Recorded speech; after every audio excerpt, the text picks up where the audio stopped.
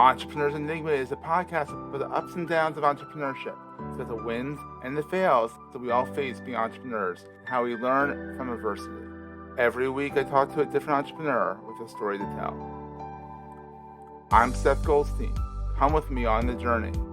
This is Entrepreneur's Enigma. Let's get started.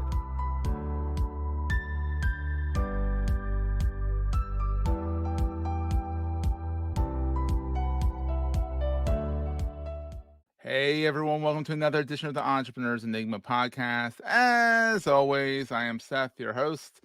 Today I have Andrew McDonald, all the way from across the pond. I think he's in Ireland or Wales. I think he's Welsh, but lives in Ireland.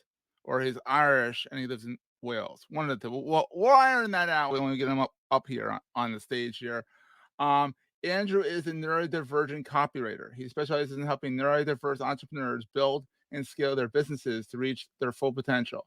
He does this by cutting through the noise from the neurotypical focused gurus and experts who deliver advice and tips aimed at neurotypical people who, doesn't always compute to us neurodivergent people. There's more than one way to grow a business, and Andrew will guide you through it. And let's bring Andrew in here. Hey, Andrew, how's it going? So you're Welsh living in Ireland. Correct. Yeah. All right, I got it right the first time. Okay. All right. Yeah. So, are you a Wrexham fan? Well, yes. Yeah. How can you not be at this point? Yeah. But I was actually born in Wrexham, and wow, we were local. My home is like 6 miles from Wrexham, town. So I was actually watching Wrexham before back in their heyday. Yeah, before Reynolds and McElhenney came along. But it's really weird because I've always had to once I went outside the local area, I've always had to describe myself as coming from Wrexham, which is near Chester. And then sometimes Chester is not in Wales, right? Chester is in England. Yeah. And then sometimes even I have to say, we're not that far from Liverpool and Manchester. You're not really far from anything in England, in the UK. I mean, let's be honest. It's the size of maybe the East Coast, if that. That's true. So, I mean, the fact that, Wales is its own country, sort of, and then, like, Scotland's its own country, sort of. Ireland is the only one that's kind of got, Ireland in the area is the only one that's kind of got it right, where it's like, we're not part of the UK. We are our own country, damn it. Yeah. But, no, it's really strange because I've spent my whole life explaining where I come from, and now I have people saying, "Oh, do you know Wrexham?" Because of obviously the Hollywood. It's kind of funny. Also, Wales is not that big. Yeah, no. So you see here Wales and then Wrexham, and it's like, well, that's always the only thing you know about Wales. And most people know about Wales is that Wrexham. Thanks to Reynolds and McElhenney. Other than that, it's like, what's Wales? Mm-hmm. Besides, it's spelled weird. It's not whale. It's Wales. Yeah. And dragon is our national animal rather than Wales. You have a very cool flag. Yeah. You have a very cool flag. So you are a neurodivergent copywriter who loves the pit bull. Clearly, doesn't have a pit bull, but wants a pit bull at some point. If you read his site, andrewmcdonald.biz. But his logo is a pit bull, which I like how you explain it, that it's kind of misunderstood. He's actually a very capable animal. It's just its reputation gets ahead of itself, and it's not fair, essentially. Yeah. And it kind of goes for neurodivergence too. I mean, and neurodivergence is so broad a topic. Like, I'm ADD. I mean, anyone who listens to this knows I'm as ADD as you can get, ADHD as you can get. Like, it's just who I am. It's a superpower. I always equate it to Cyclops from the X-Men with until you kind of figure out how to harness it. It's like Cyclops from X-Men without his visor on. And you're just, shooting lasers everywhere. I mean, it's just going like completely all over the damn place. But then there's other things. There's OCD, there's PTSD, there's this, there's that. There's, everything. I mean, you'd be hard pressed to really say that anyone's really neurotypical because everyone has their own, pardon my language, bullshit going on. Yeah. Their own bullshit. Sure. So I'll start the explicit tag early here. So, But so how did you get started? Like what's the origin story of Andrew here? Like how did you find your way into doing copywriting, and helping people with neurodivergence kind of get a handle on the whole neurotypical landscape? I mean, I'd always wanted to have my own business, and I looked at kind of where my skills and where my passions sort of collided, and writing was one of those areas. From a very young age, I'd been published in sort of national newspapers and magazines and so on. Hot shot here. There you go. So, yeah, it's always something that I've been able to do and I've enjoyed doing. But I initially came across the sort of make 6 figures in 6 months, make money in your pajamas stuff that you hear all the gurus and experts kind of spouting. From everyone, yeah. And I don't think that it's exclusive to copywriting or marketing, but I think that it's almost that on steroids when it comes to copywriting and marketing. And the outcome of that is that realistically, most people ain't gonna achieve that. Certainly not within 6 months. Not 6 months. I mean, it's 5 years, 15 years. It's like the 15-year overnight success. Yeah. I always say it's like, they're overnight success. No, they've been hacking away at this for 10 years. Yeah. We're going to take a quick break, hear from our sponsors, and get right back to the show. Exactly, precisely. But the message that you're getting is almost that if you can't achieve this within 6 months, then you're a failure. There's something wrong with you. Yeah. And so neurotypical people can't do that either. So let's put that for sure. For sure. And that resulted in me, like, I'm already neurodivergent. I already have anxiety and depression issues. And that resulted in me giving myself a really, really, really hard time. It's tough when you see people that are these overnight successes when they say, you can do it in 6 months. Well, they might have gotten it done in 6 months once. Yeah. Yeah. And they might say, this is how I got here once. So have they replicated it? I mean, some have, some have been successful. But saying that everyone can get it done in 6 months is bullshit, honestly. Yeah. No, it is. It's complete bullshit. And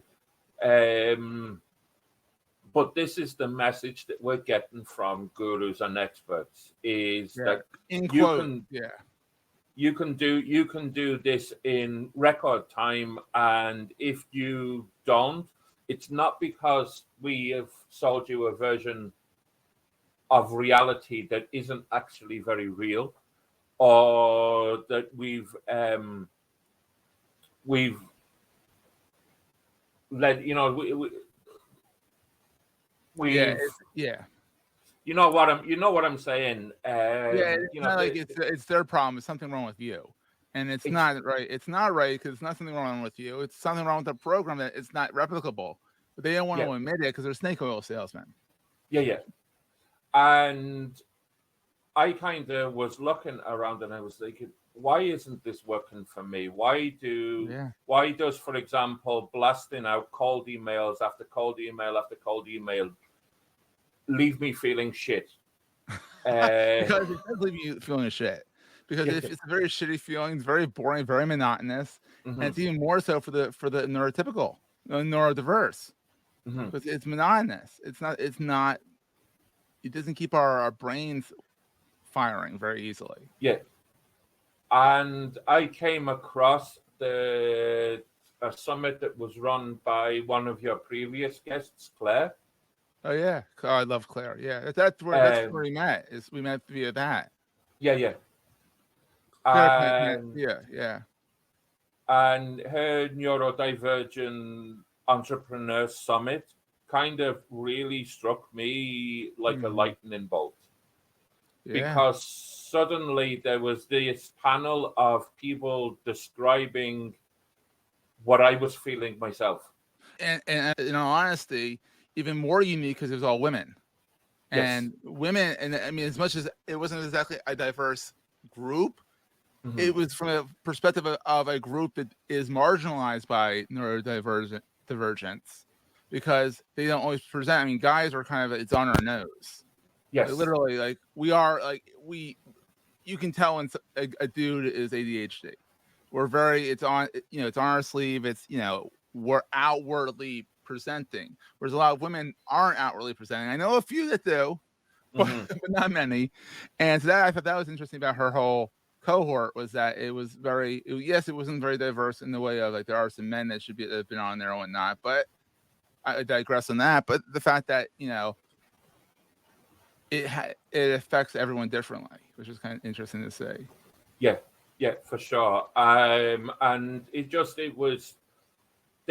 I listened to them talking about their experiences. I listened to them talking about the way that they had moved away from what the gurus and experts had been telling them to do, and how they had grown their businesses successfully, but with a focus on sustainability and with a much more human face to their marketing. Yeah. A much more human networking, giving people, providing value to people, so that they are building people up, and they're only kind of selling their products or services when people are actually ready for them, when they're actually ready to benefit from them. And that revolutionized my approach to building my own business. And it was only then that I started to see success for myself. Yeah. I also look on your website. It's a very simple website. I like that you use the dyslexic font, which is very handy. I mean, to me, it's kind of ironic. To me, it's actually hard to read because I'm not dyslexic. But it's not that hard to read. It's just like, oh, I know. And luckily, because I'm a web designer, I understand what font that is. And I'm like, well, he's not just trying to be cute; he's trying to be accessible, which is a good idea. But one thing I like about your site is that you don't claim to have all the time in the world. You say you have a wait list. Just like, I'll get back to you right away and let you know when I can pick up the time. So you need to pace yourself to not get overwhelmed, not to get anxious, and all that stuff. And you make it perfectly clear. Look, the wait list might be 2 days, but there's still, I want you to prepare my potential clients, my visitors, that I pace things out. And I think setting expectations is kind of key when it comes to anything, even in the neurotypical world. It's not done enough where expectations are set. Like, this is what needs to be done when. Yes. Yeah, exactly. I love that. So moving along, so have you've done the the plebe world, when you worked for someone else, I'm sure, right? Yes. So what's the best thing about being an entrepreneur in your mind? Like, best thing for me, there's obvious, yeah. Best thing for me is that I never really, like a lot of neurodiverse people, I never really felt like I fitted in. And as a result of that, the office was never a completely comfortable space for me to be in. Absolutely. And I did suffer workplace bullying on more than one occasion. That's and I think that's tough for neurotypicals, but I think it's especially tough for neurodiverse people, because we tend to internalize everything. Internalize everything. And the problem is, we view the problem as ourselves rather than the situation. Or the other person being a schmuck, honestly. Exactly. Yeah. I mean, like, there's no excuse for bullying. There's no excuse for bullying anybody. Yeah. But being on the receiving end of it, when you already have, to a degree, vulnerabilities, it's probably even more painful than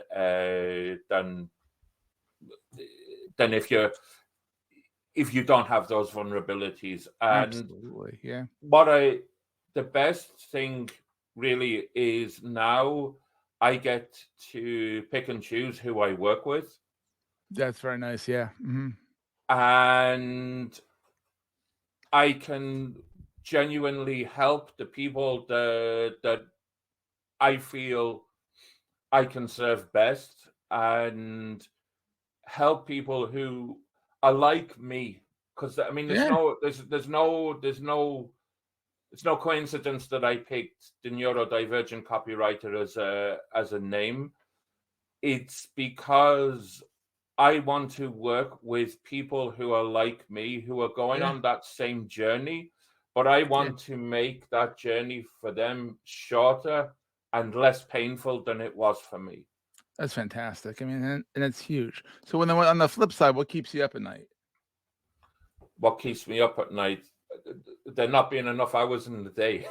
Oh my God, that's a good one because yeah, it's so true. It's like, even with a wait list, I'm sure that it's like, oh my God, I have to get this done, I have to get this done, I have to get this done. And the anxiety kicks in. I mean, I have anxiety and it kicks in and it's like, oh my God, everything's gonna go to shit. When Mhm. it never does. Have you realized No. that when we think our brains think that everything's gonna go to shit, it never does. It goes to No. shit when we don't think it when things are gonna go to shit. That's what happened. Yeah, it's I think it's when you're overconfident that you lose the run of Mhm. things, and that's when you make a mess. The Absolutely. Yeah. um as there's a silver cloud, there's a silver lining to every cloud, and whilst Yeah. I would say that anxiety is a very, very, very grey dark cloud for the most part, one positive of it is it keeps you on the ball. It does because you don't wanna experience it. Yeah, yeah. You wanna that and, and you always think you're behind the ball and you're not. You're actually ahead of it a lot of Mhm. times. So what is the most important thing to carry with you all the time? Do you mean item or as a It can be value? values, it can be as you can go as deep as you want, you can go as surfacey as you want, you can go both ways, any which way. I think the biggest lesson that I've learned is to focus on sustainability, Oh, I like that, yeah. rather than sort of driving yourself Mhm. into poor mental health, chasing the sort of fantastical dreams that are sold, that are Mhm. used basically to sell courses and programs. You know, Absolutely.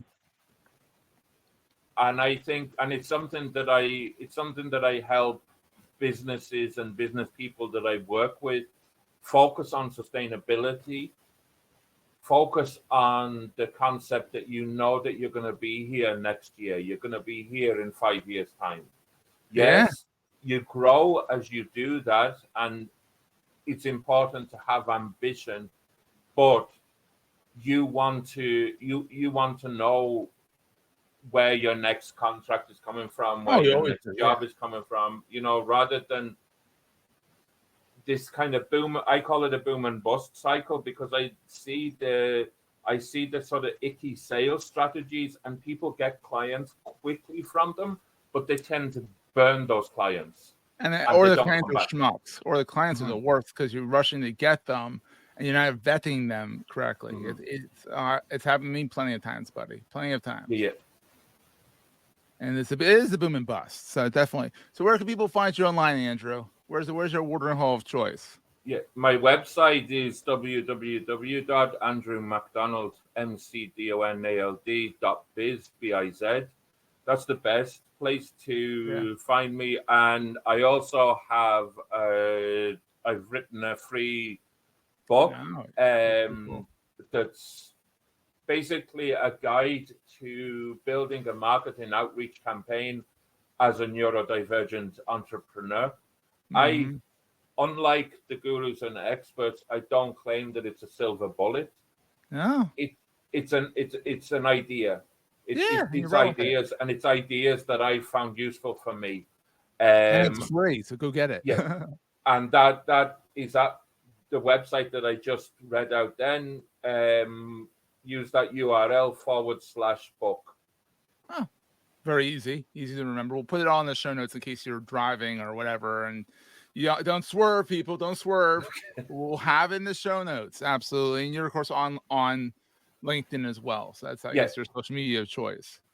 if you look for Andrew McDonald and then you find the neurodivergent copywriter, that's me. That's him, absolutely. And also, he has very cute pictures of pit bulls on his website, so go check it out. Well, Andrew, this has been so much fun. I'm so glad we got to connect via Claire's event. I'm glad I get you on the show, and we'll see everyone next time. Thanks so much, Seth. That was a great show. If you're enjoying Entrepreneur's Enigma, please review us in the podcast directory of your choice. Every review helps other podcast listeners find our show. If you're looking for other podcasts in the marketing space, look no further than the Marketing Podcast Network at marketingpodcasts.net.